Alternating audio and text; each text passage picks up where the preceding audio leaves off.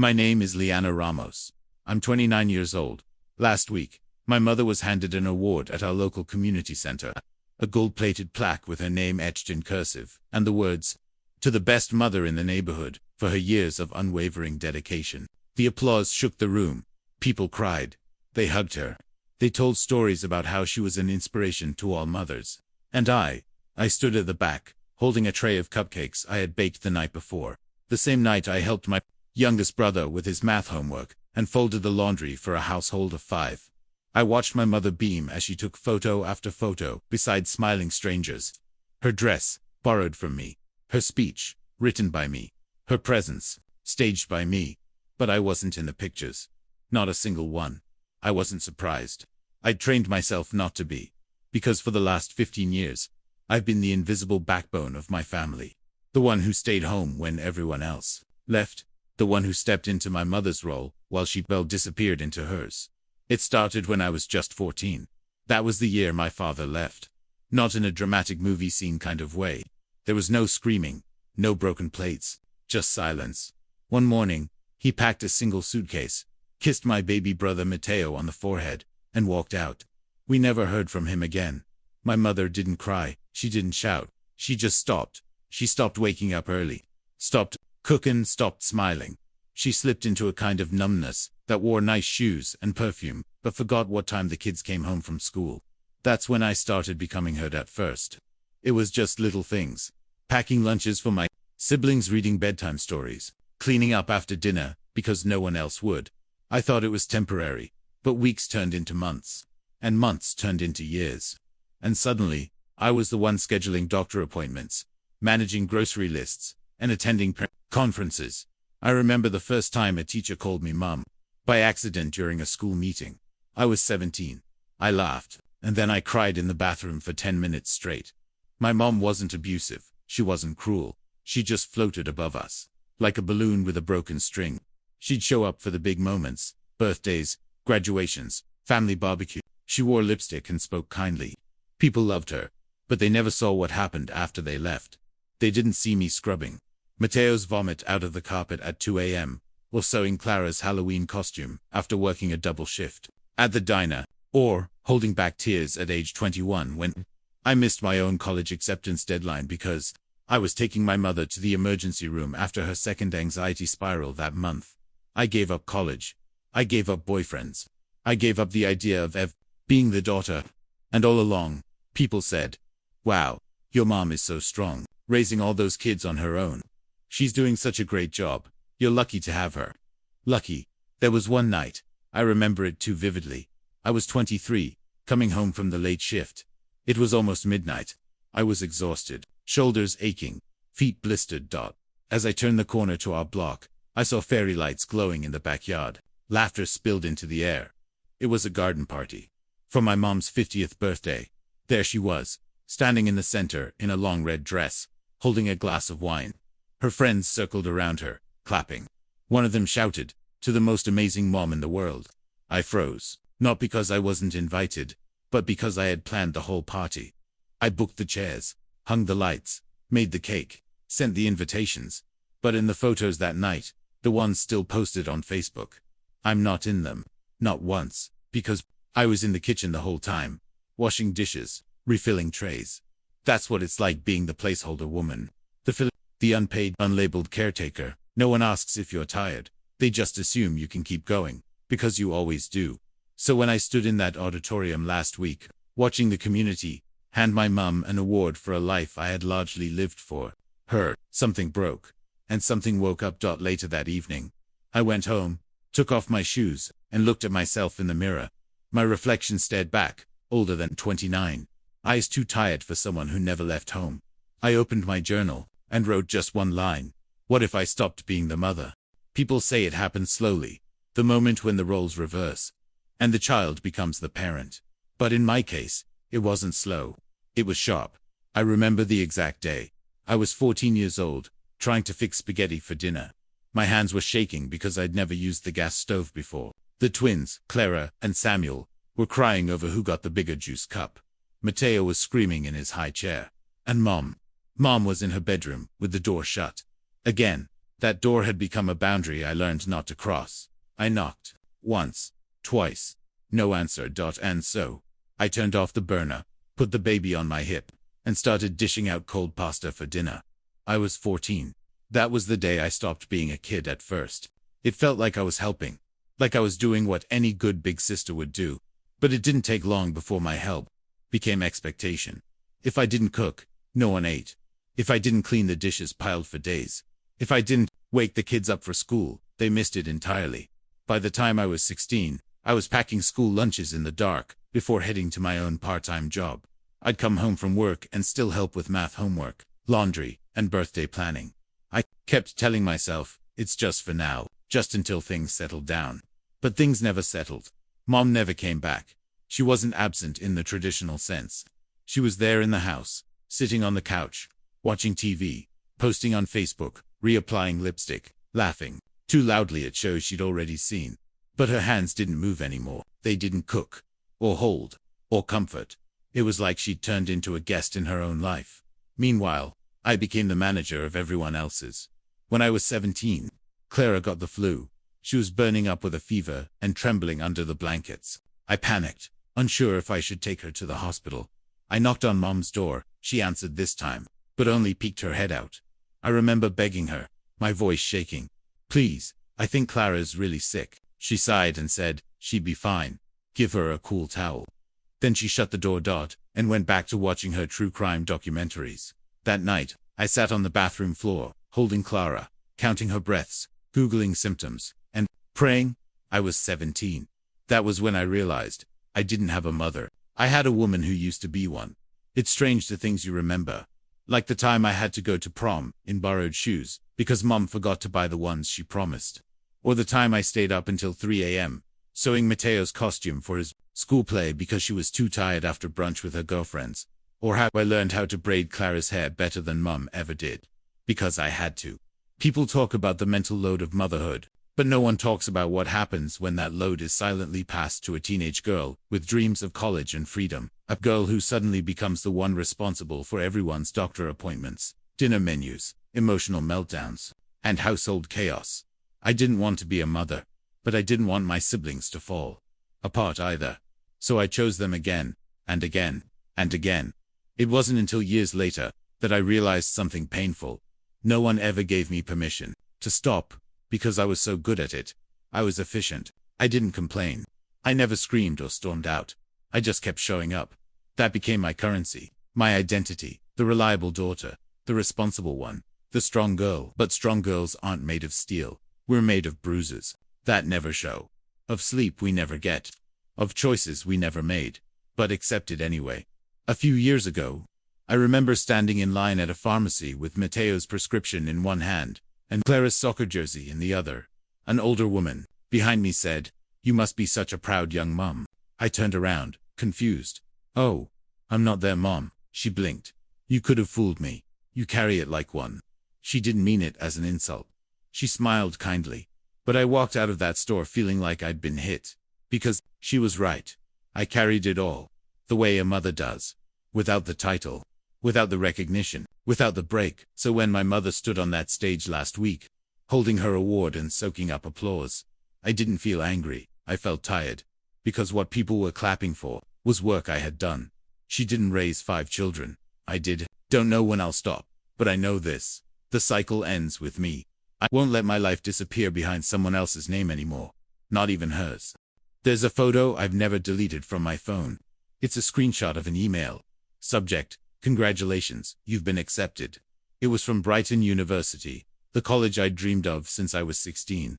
I remember reading that email at 2 a.m., sitting on the bathroom floor in silence so I wouldn't wake the kids. It should have been a moment of celebration. Instead, it felt like a whisper into an empty room. Because I knew, even then, I wasn't going. The day before the enrollment deadline, Mateo had an asthma attack. Mom was at a friend's birthday brunch, unreachable. I took him to urgent care, filled out the paperwork, held his hand through the nebulizer treatment, and paid for the medication with the money I had saved for my college deposit. When I got home that night, my inbox pinged. A reminder from Brighton. "There are only a few hours left to accept your offer." I stared at the screen. Mateo snoring gently beside me on the couch.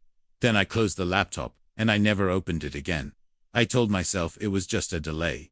A gap year, maybe. Just one more season. Just until the twins were a little older. Just until Mum felt better. Just until the house ran smoother. But the just until stacked up like bricks, building a wall between me and the life I was supposed to live. I never told anyone. I got in. Not even Diana, my best friend since middle school. She asked once, whatever happened with Brighton? I lied. Said the scholarship didn't come through. Said I wasn't ready. Said I was thinking of other options. She believed me. Or maybe she didn't. But she didn't push.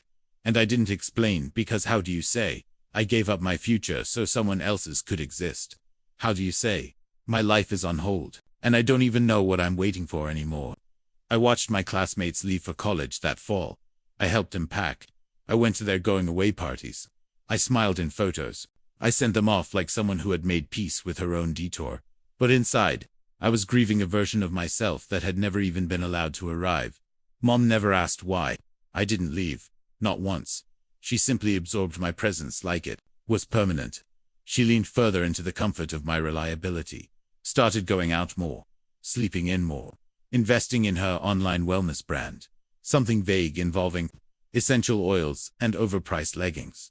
She began to reinvent herself, while I was stuck recycling the same days over and over. People would say, it's amazing how close your family is, and I'd nod, smile, lie through my teeth, because what they called closeness wasn't closeness. It was dependence. It was obligation. It was a lack of exits. Diana left for New York that fall. She called me on her first night in her tiny apartment. I burned the rice, she laughed. And I think my roommate might be part raccoon. I laughed too, but it was hollow. Come visit soon, she said. I will. I lied. I wouldn't, because even leaving for a weekend felt impossible. It wasn't just logistics. It was guilt. The kind of guilt that clings like static. The guilt that says, if you leave, everything will fall apart. That says, if you stop carrying it, no one else will. That guilt is loud. It drowns out dreams. And over time it starts to sound like love. But it's not love. It's fear. And fear dressed as duty is the most convincing prison of all. One night, I tried writing out my life goals again, the same way I used to do in high school. I wrote, go back to school, learn photography, get my own apartment, travel to Italy. Just expressed. I stared at the list until the ink blurred. Then I tucked it away in a drawer, the same drawer that held unpaid bills, Clara's science fair schedule, and Mateo's dentist reminder. My goals had become scraps between everyone else's emergencies. Still, I never spoke up, because part of me thought, isn't this what good daughters do? But lately, I've been wondering, what if being a good daughter doesn't mean being a quiet one? What if being responsible doesn't mean being erased? What if loving them doesn't have to mean losing me? The day my mother received her Best Mother Award, she gave a speech. She thanked God. She thanked the community. She thanked her beautiful children. And then she said something I'll never forget. Everything I did for my kids. The room applauded. I didn't, because I knew the truth. She hadn't done it for us. I had, and that truth wasn't bitter. It was clarifying. Because sometimes the thing that hurts the most is realizing no one's going to come save you, so you have to save yourself. My 25th birthday was supposed to be quiet. I hadn't planned anything. No balloons, no dinner out, not even a cake. It was just another Tuesday in a long string of Tuesdays. I spent pretending I didn't care that no one noticed. But that morning, Clara came into my room holding a crumpled piece of notebook paper. I made you a card, she said shyly.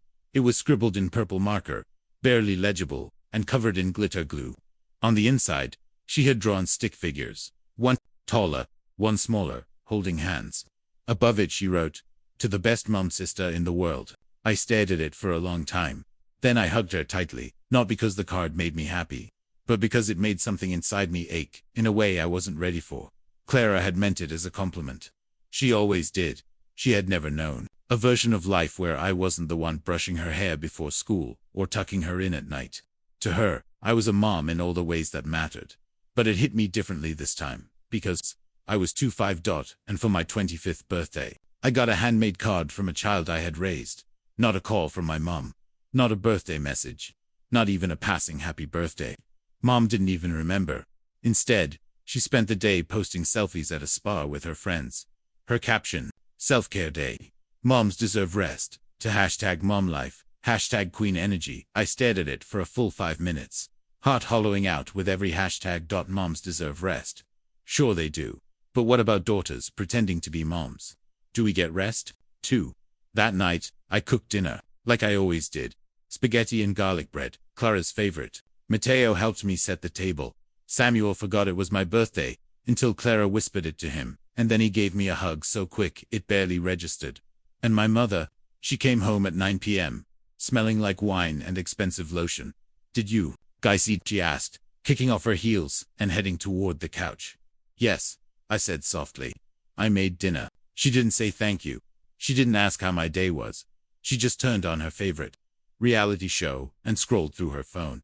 I stood there for a moment, unsure whether to speak. Then I turned and walked to my room. I cried in the dark, with the card from Clara still in my hand. People say we shouldn't expect others to celebrate us. That real strength means not needing external validation. But here's the truth. Everyone needs to be seen, especially the ones who are always holding everything together. We don't want applause. We don't need parties. But we do need someone to look at us and say, I see you. I know how much you're carrying. And I'm grateful. And I hadn't heard those words in years. Diana called me the next morning. How was your birthday? She asked. I paused, then I lied. It was fine. Quiet, but she wasn't fooled. Did they do anything? I couldn't answer.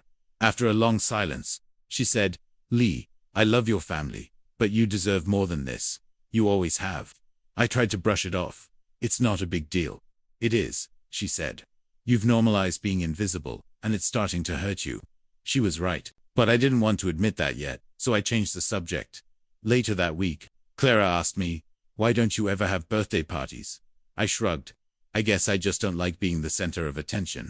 That was a lie, too. The truth is, when no one shows up year after year, you start pretending you never wanted the party in the first place. You convince yourself that small is better, that silence is peaceful, that absence doesn't sting. Until one day it does. That year, I made myself a promise. If no one else is going to celebrate me, then I will. I bought myself a small cake. I lit a candle in my room, and I whispered the words no one else had. Happy birthday, Liana. I'm proud of you. It felt ridiculous at first, but also oddly empowering, because it was the first time I gave myself permission to matter. Since then, I've celebrated every birthday, even quietly, not because it erases the years I was forgotten, but because it reminds me I was always worth remembering. Even if I was the only one who remembered. I still have Clara's card. I keep it in a drawer, next to the list of life goals I've barely touched. Not because it makes me feel like a mom, but because it reminds me that even in my exhaustion, my love mattered. But love shouldn't be something that costs you your entire identity. And now, at 29, I'm finally asking, what does it mean to love without disappearing? Because I think that's what I'm ready to learn next. There's a kind of silence that feels like peace. And then there's the kind that feels like drowning. I didn't realize until much later that I had lived most of my 20s inside the second kind. I didn't talk about the hard parts. Not to my friends, not to coworkers, not even to myself. Every time someone asked, how are you doing? I'd smile and say, I'm good, just busy. Busy. Always busy. It became my shield. Because the moment you stop being busy, people might start noticing how hollow you've become. At 26, I was working full-time at a small office downtown. The job wasn't glamorous, but it paid the bills and allowed me to keep providing for my siblings when Mom's online wellness business went under for the third time. One afternoon, my supervisor, Lisa, pulled me aside after a team meeting. Liana, she said gently, I've noticed you haven't taken a single day off in almost a year. I laughed it off. There's just always something to do. She nodded, but then paused. You know, being strong is admirable, but it's also exhausting. I didn't know what to say, because I wasn't sure how to live without being strong. Strength had become my identity, my silence, a strategy, my self-erasure, a survival mechanism. If I stopped to name what I was feeling, resentment, exhaustion, grief, I was afraid everything would unravel. So I didn't. I just kept going. But silence has a way of collecting interest. And one day, the debt came due. It happened on a Thursday night. The twins had forgotten their science project was due the next day. Mum was out with friends again. Mateo had a fever. The kitchen sink was leaking. And I had just gotten home from work, where I'd spent 8 hours fixing other people's problems, somewhere between building a last-minute volcano model and boiling water for soup. I dropped a glass. It shattered across the kitchen floor, and I just stood there, frozen. Then I sank to the floor, right there in the middle of the shards, and started sobbing, the kind of sob that feels like it's been waiting years to escape, the kind that curls you inward like a child. No one saw it, no one heard. But in that moment, something in me cracked wide open. I didn't tell anyone the next day. I didn't even mention it to Diana, though I came close. I think I was still ashamed of the breakdown, like it meant I had failed at holding it all together. But now I see it differently. That moment wasn't failure. It was the first truth I'd allowed myself to feel in a long, long time. A few days later, I started keeping a journal again. The first entry wasn't poetic. It was just a list. I'm tired. I'm scared I'll be stuck like this forever. I don't know who I am outside of this house. I want something that's mine. I miss feeling young. I didn't write solutions. I didn't make a plan. I just let it be real. And that, in itself, felt like rebellion. One evening, Diana called me and said, "You sound different lately." I asked, "Different good or different bad?" "Neither," she said. "Just more like someone who's finally waking up." And maybe she was right. Because the more I wrote in that journal, the more I started hearing my own voice again. Not the one that says, "I'm fine," but the one that says, "I deserve more than this." It's wild how silence can become so normal that you forget what noise feels like. For years, I hadn't laughed from my belly. I hadn't danced. I hadn't even cried in front of another person. My siblings had never seen me cry, because to them, I was the steady one, the calm one, the always has the answer one. But the truth is, I was scared to let them see me fall apart. Because if I did, who would catch them? I remember one moment in particular. Clara was having a meltdown about school. Her first bad grade in science. Something about a project that went wrong. She threw her papers across the room and shouted, "I'm stupid." I rushed in, sat her down, and held her. "You're not stupid," I said gently. "You're overwhelmed." "That's different," she sniffled. "But I'm supposed to be good at this." And I saw myself in her eyes. So I did something I'd never done before. I said, "Clara, I cry too sometimes." She looked up. "You do?" I nodded. "A lot, actually." That simple truth changed something between us, because maybe the most powerful thing we can do for the people we love is show them that strength doesn't mean silence, it means honesty. Since that day, I've tried to be more honest, not just with them, but with myself. Because silence kept me surviving, but it never let me live. And I think I'm finally ready to do more than just survive. I always thought the world would fall apart the day I finally said no. No to a favor. No to a last-minute request. No to the 100th expectation that I would just figure it out. But when it finally happened, nothing exploded. The house didn't burn down. My siblings didn't collapse in grief. My mother didn't even raise her voice. What happened instead was far more interesting. It started with a phone call.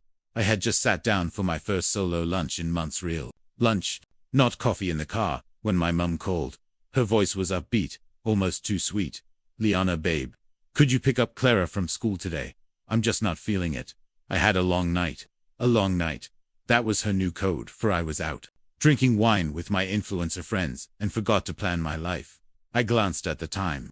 Clara was getting out in 25 minutes, but I had finally carved out this one window, a tiny slice of the day that was just mine. And so, I took a deep breath and said, "No." There was silence. Then a short, awkward laugh from her end. "Sorry, what?" I repeated. "Firmer this time." "No, Mom, I can't. You'll have to figure it out."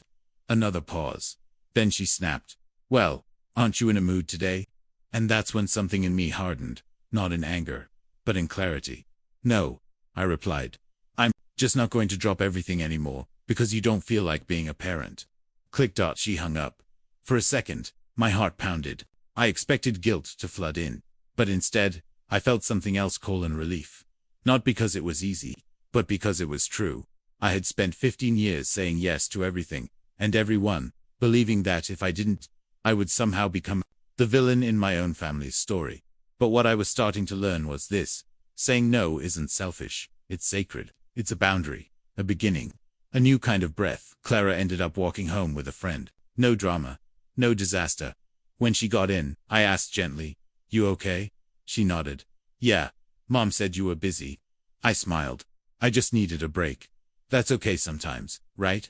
Clara tilted her head like she was solving a puzzle. Then, she said something that stopped me cold. "You never take breaks." That hit harder than I expected. Because it was true, and the fact that a 13-year-old had noticed it meant I had modeled something dangerous. That love means never resting. That night, I sat with my journal again. This time I wrote, "I said no today." I didn't explain. I didn't apologize. And the world kept spinning. It felt like a small revolution. A few days later, my mom tried again. This time it was Mateo's dentist appointment. "I can't take him," she texted. "You'll do it, right?" There was no please. No, "Are you available?" Just assumption. But I'd already decided. If I wanted change, I had to be consistent. So I typed back, "I have work. You'll need to reschedule or ask someone else." She left me on read. Later that day, Mateo told me Mom canceled the appointment. And again, nothing broke. That's the thing about boundaries. People won't respect them at first. Especially if they've benefited from you not having any. But if you hold the line lovingly, firmly, without drama, eventually, something shifts. And slowly, they learn, or they don't. But either way, you learn who you are, without constantly bending. Diana called that weekend and said, "You sound taller lately." I laughed. "Taller? Yeah," she replied, like someone finally standing all the way up.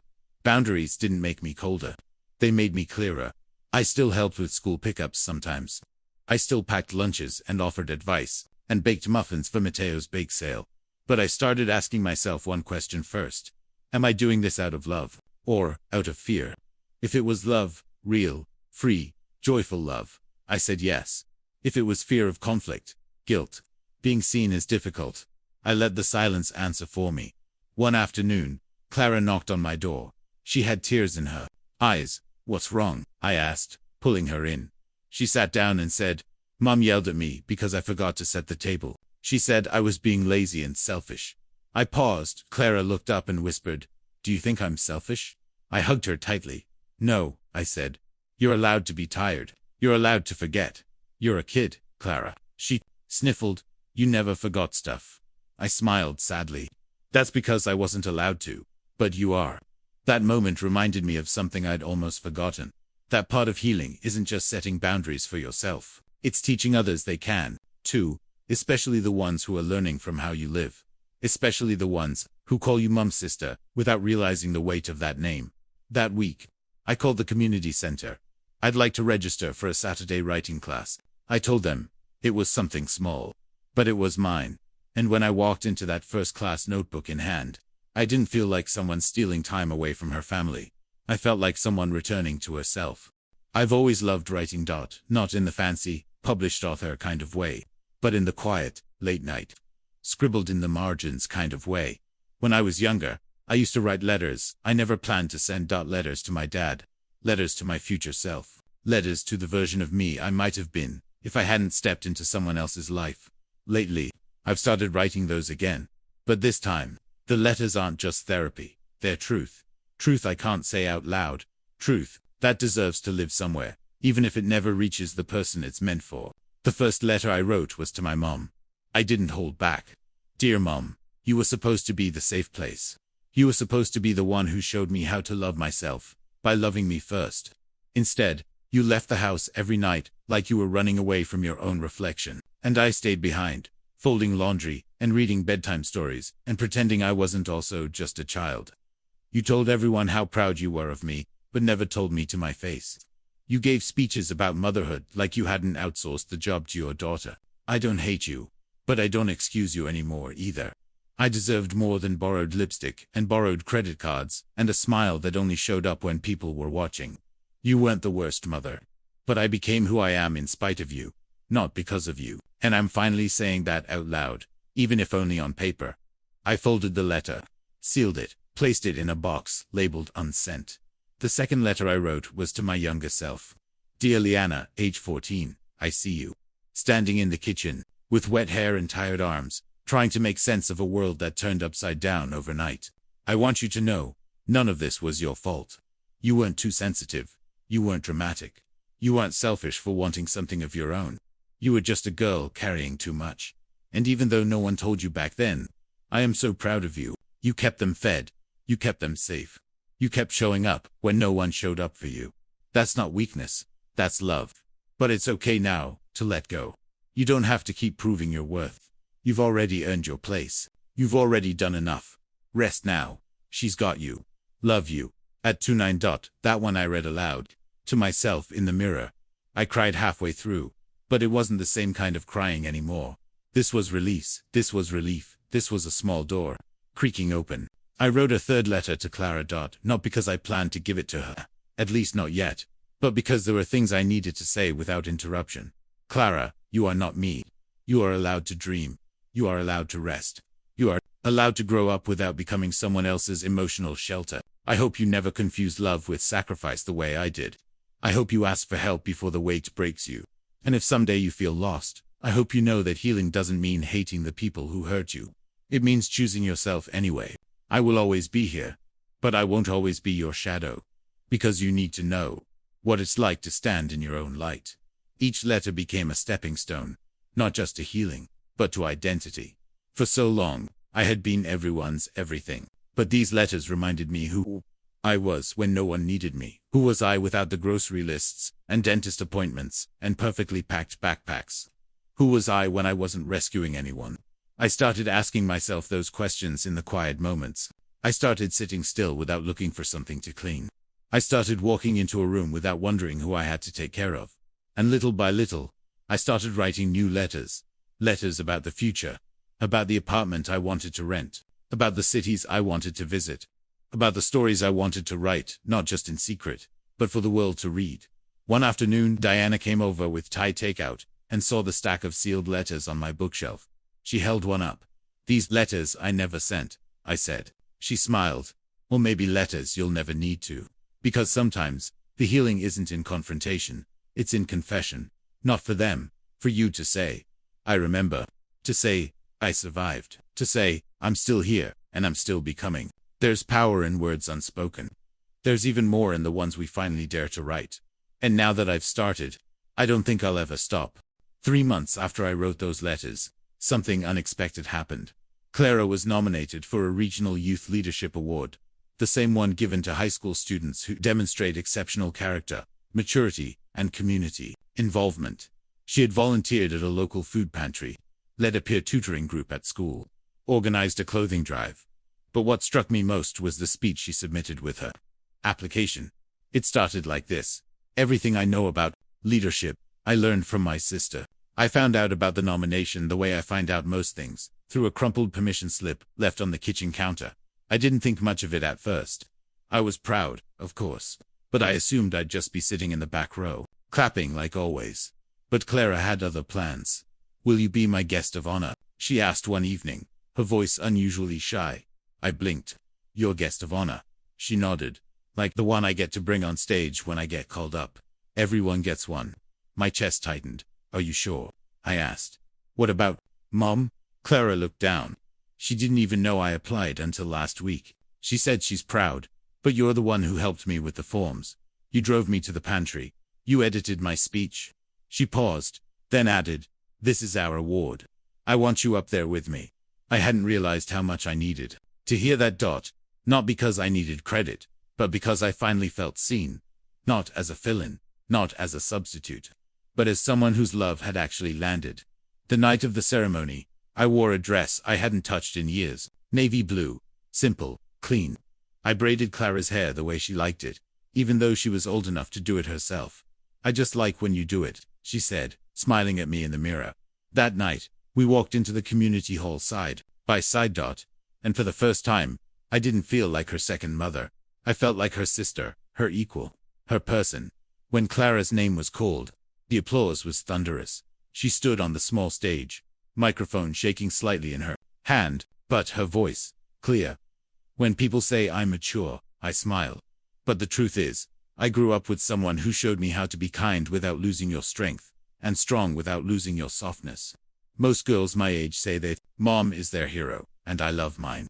But my hero is my sister Liana. Gasps, then claps, then tears. Not just mine. She reached out and pulled me on stage. The lights were warm. the faces in the audience blurry through the sting in my eyes. She handed me the plaque. "Hold it," she whispered. "It belongs to you, too." In that moment, I saw a ceremony rewritten. Not the one from months ago when Mum accepted her Best Mother award while I stood in the back, unseen. But this was the real version. This was the truth, rising from 15 years of quiet sacrifice. Afterward, as we walked home, Clara looped her arm through mine. "Did you ever imagine this?" she asked. I laughed softly. "No, but I think I imagined something like it. Just didn't think it would come from you." She smiled. "You taught me how to show up." I looked at her, a young woman now, confident, grounded, and I thought, maybe I didn't need a trophy to prove I'd been a mother figure. I had something better. I had a legacy. Back home, Mom was in the kitchen. She hadn't come to the event. She claimed she had a migraine, but I suspected she didn't want to sit through a speech that didn't center her. When we walked in, she looked up and saw the plaque in my hand. "Oh," she said, smiling thinly. "Clara won." Clara nodded, and Leanna was my guest of honor. Mom's smile faltered. "Nice." She turned back to her phone. For a moment, I felt the old sting, that childlike craving for her to look up and really see me. But it passed quickly, because I realized something important. The validation I had once begged for no longer lived in her hands. It lived in Clara's voice, in the eyes of my siblings, in the way I held myself now, taller, firmer, unafraid to take up space. Later that night, I placed the plaque on my shelf, not as a prize, but as a reminder that even if the world never gives you the title, you can still own the role. You can still be the reason someone else blooms. You can still be the story that didn't make the news, but saved someone's life anyway. I never needed to be called Mother of the Year. I just needed to know the years meant something. And now, I do. It happened on a Sunday morning, the kind where sunlight streams through the windows. Just right, and the house feels still, not empty, but calm. We were sitting at the kitchen table, me, Clara, Samuel, and Mateo. We'd just finished pancakes. No one had to rush out the door. No one was crying or shouting or asking for rides. Just silence. The good kind. Then Samuel looked at me and asked something I'd never heard before. Not from him. Not from anyone in the family. "Leanna, what do you want to do with your life?" I blinked. "What?" He repeated it, softer this time, like for you. "If you didn't have to take care of us. If you could just be you." I didn't know what to say, because no one had ever asked. Not like that all these years. I'd been asked, "Can you pick up groceries? Can you help with homework? Can you make it to the parent-teacher meeting? Can you be there?" But no one ever asked me what I wanted, because I was the one who made things work. The one who adapted. The one who never took up too much space. And suddenly, there I was sitting in a room where, for once, someone had made space for me. "I don't know," I admitted. "I haven't really let myself think about that." Clara leaned in. "Well, maybe you should," Mateo chimed in. "You've done so much for us. You should do something for you now." I looked around the table. At these kids. Not kids anymore, who had once been the reason I buried my dreams, and now they were the ones digging them back up. That night, I opened the drawer beside my bed, the one that still held my life goals list. I unfolded the paper. It was creased and worn, and slightly stained from an old tea spill. It read, "Go back to school, learn photography, get my own apartment, travel to Italy, just rest." I stared at it, heart aching, not from sadness, but from recognition. These weren't silly dreams. They were promises I had made to myself, and I had waited long enough. The next morning, I applied for 2 community college classes, photography and creative writing. Just night courses, nothing fancy. But when I hit submit, I cried. Not because I was scared, but because I was free. I didn't tell my mom at first. I wasn't hiding it. I just wasn't offering it, because I'd spent so much of my life waiting for her approval, and I didn't need it anymore. But Clara told her. I found out when I came home one evening and saw my mom sitting on the couch, arms crossed. "So," she said, "you're going back to school now?" I nodded. "Yeah, just part-time," she scoffed. "Must be nice. You've always had the luxury of doing whatever you want." My stomach tightened out of habit, not agreement. But I stayed calm. "No," I said. I just stopped asking for permission. She didn't respond, just turned her eyes back to the TV. And I realized something important in that moment. Some people will always resent the version of you that chooses freedom over compliance. But that's not your problem. That's theirs. That week, I started looking for small apartments near campus. I found one above a used bookstore. Creaky floors, weird plumbing, but sunlight in the mornings, and enough quiet at night to feel like mine. I signed the lease with shaking hands. Not because I was unsure, but because, for the first time, I was saying yes to something without checking if it would break someone else. I sat my siblings down and told them the news. I'm moving out next month. Not far. Just away. There was silence. Then Mateo asked, "Are we still allowed to come over?" I laughed. Of course, but not with laundry bags. They all laughed too. Clara reached for my hand. "I'm happy for you. I'm scared," I admitted. "That means you're doing it right," she replied. Packing was strange. My room had always been a command center, organized, functional, loaded with other people's schedules and stuff. Every drawer had become a shrine to responsibility. But as I boxed up my things, I started to see pieces of me again. A dusty camera I hadn't used since high school. Old notebooks filled with poetry. Postcards from places I'd never been, but once dreamed of. A passport I had applied for, but never used. It felt like meeting a girl I'd forgotten I used to be, and I was ready to bring her back. On my last night in the house, Clara knocked on my door holding a small gift bag. Inside was a photo frame. It held a picture of the four of us, taken just after her award ceremony. All of us smiling, me in the middle. But it wasn't the photo that got me. It was what she had written inside the card taped to the back. "Thank you for being our mother, our sister, our compass. Now go be your own." I held her so tightly I thought I might break. But I didn't. I was done breaking down. I was building. The first night in my new apartment felt ... unreal. No footsteps overhead. No doors slamming. No one calling my name through the walls. Just me. A single lamp glowing in the corner. A half-unpacked box of books. The hum of the radiator like a lullaby. And silence. Real silence. The kind I got to choose. I didn't cry that night. People expect you to cry when you finally get your freedom. But I didn't feel grief. I felt stillness. Like my body, for the first time, had space to exist without bracing.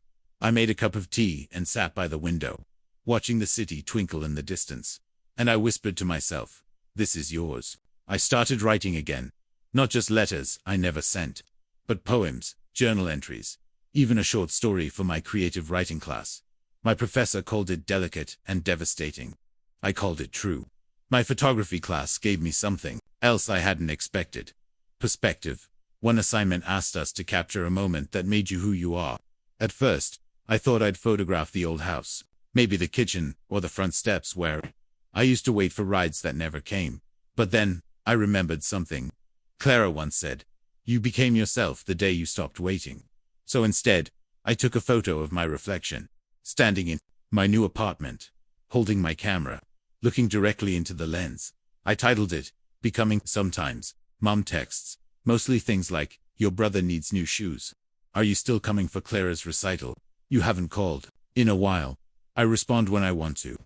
Not out of guilt, not out of fear, but from a place of clarity. Because I don't owe anyone my exhaustion anymore. One afternoon, I got a call from the community center, the same place that gave Mom her Best Mother award all those months ago.